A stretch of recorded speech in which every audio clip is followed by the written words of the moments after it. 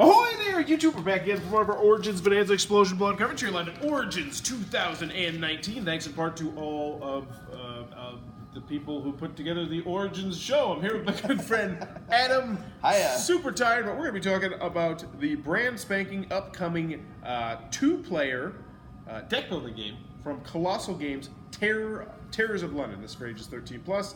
I didn't write it down because it wasn't on the box, maybe 30 minutes to play. And this is a deck builder with a scary, dark theme. It was very dark. There was, priests, people with bellies hanging out, and blood, and werewolves. And yeah, there was a theme. It was dark and scary. The artwork looked good. But the big catch to this was it had two things. The first one was this link system, where as you played the cards out, the order of the operation mattered, like it normally would matter because of how different things happen when you trash things and more like that, but also because cards had like these little symbols on them, and if you were able to put a symbol here and a symbol here and a card in the middle between those two symbols that had, so yellow card here on slot 1, red card here on slot 2, and blue card here on slot 3, and you look on that red card on the bottom, if it had yellow and blue, you would also get to activate the special ability down there.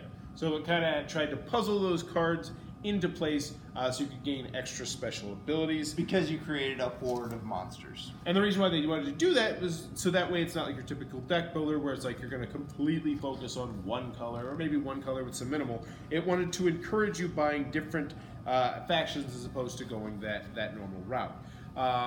So there's definitely some interesting terminology going on in this game. It had some pretty cool mechanisms. You had your typical trash stuff, but there was like armors, there was curses where people could choose to either lose health or discard cards. There was like mustering where you get to draw an extra card next time, and all these were on the monsters. There was interesting, most deck builders have that one card that's always there where it just gives you money. But what was interesting about this one was it gave you money, but it also gave you one random one of those random logos, the things in the top left corner. A monster, the thing. So we played the game of this. Also, there's asymmetrical characters as well. So I started off with my own character and these two cards that also helped me out a good deal. What did you think about it? I did not enjoy this game. Would you want to try it again? I'm sad to say that I did not enjoy this game because it did seem like it had a lot going for it. I wanted to like it, like as I was seeing how it was putting things together, but there are just other deck builders that I'd rather play. Yes. So I had one big issue with it, and I hate doing this because it's exactly what's wrong with a lot of reviewers that I have. To be honest with you, is that I felt like there was one strategy, in particular with one character that I had that was incredibly powerful. It was super duper powerful, but that wasn't my main issue with the game. My main issue with the game was that I agree with you. I would rather play Vikings Gone Wild. I would rather play Dominion. I would rather play Heart of Crown.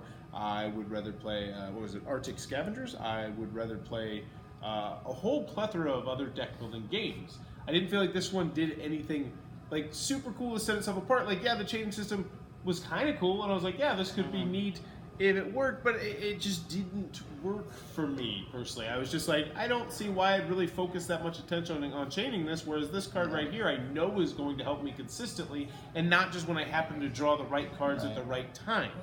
Now, getting to so there's 4 characters I believe there was in the box. So and they each have their own asymmetrical special ability. I felt like my character was super powerful. Yeah, it seemed like it was overpowered. Now that being said, it also catered to how I played. Small sample size as well. We only played one game of it. Well, also maybe I played it really terrible on my side. The other thing is also that asymmetrical special ability I was really excited about because it catered to how I like to play deck builders.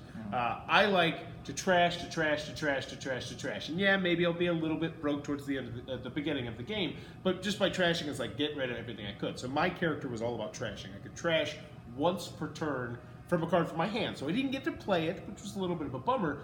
But I trashed every single round. There were times where I was like, man, I really want to buy this card, but I was like, no, I'll keep my eyes on the prize, I'll buy this other inferior card and keep trashing. And it was, I think at the end of the game, I had 9 cards, and I was pretty much guaranteed to draw 6. If I was lucky, I was drawing 7. And then I also had like special abilities where I could buy a card and then it would go to my discard pile, and the guy would let me take that card back out and do it. The only other cool thing that I forgot to mention is there's these relics that go in front of you, which are like these persistent special abilities that get to utilize until they're destroyed, which is another card in the text.